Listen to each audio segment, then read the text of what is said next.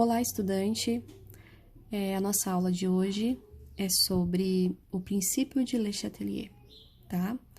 É um princípio que rege o deslocamento de reações em equilíbrio químico. Então, só lembrando o que é uma reação em equilíbrio químico. Aqui embaixo, ó, nós temos um exemplo de reação em equilíbrio.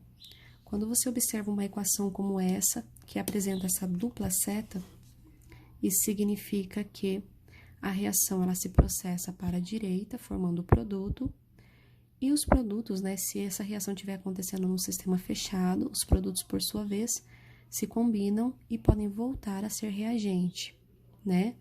A gente diz que no momento que a velocidade da reação para a direita se iguala à velocidade da reação para a esquerda, reação inversa, nós temos uma equação em equilíbrio químico, ok? Só que, muitas vezes, um sistema que eu falo é um recipiente, né, onde está acontecendo a reação, por exemplo, ele pode sofrer uma perturbação externa. Como assim perturbar o sistema? Vamos supor que essa reação está em equilíbrio e você aqueça o sistema, mude a temperatura, mude a pressão, né? Você faça alguma alteração no estado original dessa reação. Então, segundo o princípio de Le Chatelier, quando uma reação que já está em equilíbrio, ela sofre, né? Você aplica uma força externa, esse equilíbrio ele tenta se reajustar para diminuir os efeitos dessa força, ou seja, o equilíbrio a gente diz que ele se desloca na tentativa de restabelecer o equilíbrio original, tá? Então, são duas formas de se deslocar. A reação, ela pode favorecer a reação direta, né, para a direita, que a gente fala, para formar mais produto. E a reação também pode ir no sentido inverso, para a esquerda, para favorecer a formação do reagente. Então, só lembrando, os reagentes sempre ficam do lado esquerdo e os produtos sempre do lado direito. Então, se eu digo que uma reação que estava em equilíbrio, ela se deslocou para a direita, significa que ela vai ter a formação de mais produtos. Se a reação que estava em equilíbrio se deslocou para a esquerda, quer dizer que ela vai ter mais reagente, tá? Então, as reações em equilíbrio químico, se sofrer uma alteração externa, uma força externa, aí ela pode sofrer esse deslocamento, tá? Qual que é o objetivo disso? Tentar restabelecer o equilíbrio original, ok? Quais são esses fatores que podem deslocar o equilíbrio químico? Bom, os fatores que podem deslocar, eu disponibilizei em uma tabela, deixa eu mostrar a tabela aqui, tá? Que vocês irão anotar no caderno, porque é importantíssimo vocês analisarem, acompanharem para poder responder as questões. Então, tem que ter essa tabelinha aí anotada no caderno, pode imprimir ou colar, né? E vocês fazerem esse acompanhamento. Então, os fatores são 3. Os fatores que alteram o equilíbrio químico são concentração de um participante, concentração é a quantidade, né? Então, quais são as opções? Você pode aumentar a quantidade de um participante ou você pode diminuir, você pode retirar uma substância, por exemplo. O outro fator é a pressão. Isso serve se tiver, no mínimo, uma substância gasosa. Então, você tem que observar o estado físico das substâncias, igual nesse exemplo aqui, ó. Tem que olhar se tem esse G de gasoso, tá? Porque a pressão só vai influenciar se o sistema for gasoso.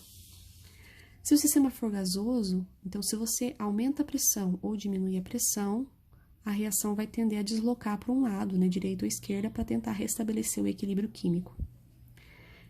Um outro exemplo é a temperatura, né? Com aumento e diminuição da temperatura, você também promove o deslocamento de uma reação química, certo? Tem um fator aqui que também aparece na tabela, que eu gosto sempre de colocar.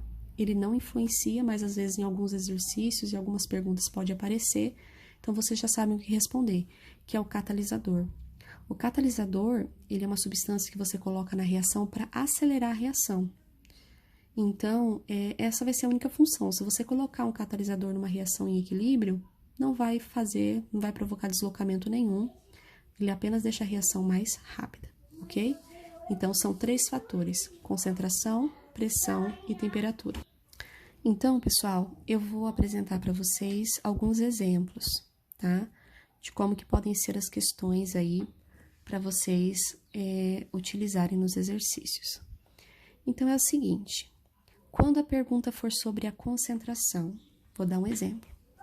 Aqui eu tenho 2 reagentes, os 2 reagentes são nitrogênio e hidrogênio, e tem o produto que é a amônia, esse aqui o NH3 é a amônia. Então, se essa reação estiver lá no sistema em equilíbrio certinho, e for alterada a concentração de hidrogênio, aumentou a concentração do hidrogênio, quer dizer que foi adicionado esse componente. Se nessa reação ocorrer o aumento do hidrogênio, o que você vai fazer? Você vai observar aqui na reação se esse hidrogênio ele é reagente ou se ele é produto. Então, vocês veem aqui que ele é reagente. Então, qual é a regra? Então, sempre consultar a tabelinha que eu passei para vocês. Toda vez que aumenta a concentração de um participante, a reação ela vai ter um deslocamento no sentido de consumo dessa substância. Então, é como se fosse uma balança. Se você tem uma reação e você adiciona, tá tudo em equilíbrio, você adiciona mais componentes de um lado, a reação ela vai tentar consumir esse excesso que você colocou. Então, ela vai para o lado oposto. Então, por regra, se você adicionar um reagente, a reação vai para a direita, para o lado do produto. Se você adicionar um produto, ela vem para a esquerda, para o lado do reagente, tá? Então, se você aumenta a concentração do H2, o que vai acontecer? Se o H2 ele é reagente, vai ter muito reagente. Então, a reação vai para o lado oposto, que é o lado do produto. E o produto fica sempre para a direita. Então, nesse exemplo, o aumento da concentração de H2 desloca o equilíbrio para a direita. Então, essa é a resposta, tá? Então, uma reação que estava em equilíbrio, teve seu sistema perturbado, para restabelecer o equilíbrio, sofreu um deslocamento. Nesse caso, para a direita, ou você pode colocar que deslocou para o produto, tá? Favoreceu o produto. Agora, e se em vez de adicionar, ocorresse a diminuição? Diminuição ou remoção, que é a mesma coisa. Então, a regra tá aqui, ó. Toda vez que você remove um participante, a reação se desloca a favor dele, para formar essa substância que foi removida.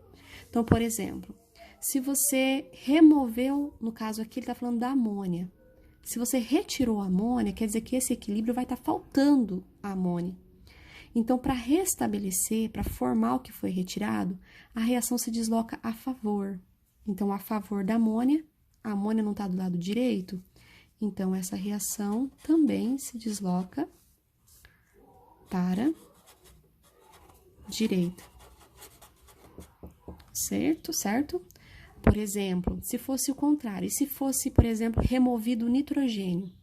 Se tivesse removido o nitrogênio, como o nitrogênio está na esquerda, a reação deslocaria para a esquerda, tá? Então, essa é a regra da concentração. Quando você adiciona de um lado, vai para o lado oposto, e quando você remove, vai para o lado a favor, tá? O único deslocamento que não vai acontecer com concentração, pessoal, é se for sólido. Lembra lá daqueles exercícios das fórmulas que os sólidos não vão não são expressados na fórmula constante, né? Então, aqui no deslocamento também. Vamos supor que esse hidrogênio aqui fosse sólido, tivesse um S aqui embaixo. Aí, se tivesse uma pergunta sobre isso, aí você colocaria que não ocorre deslocamento, ok?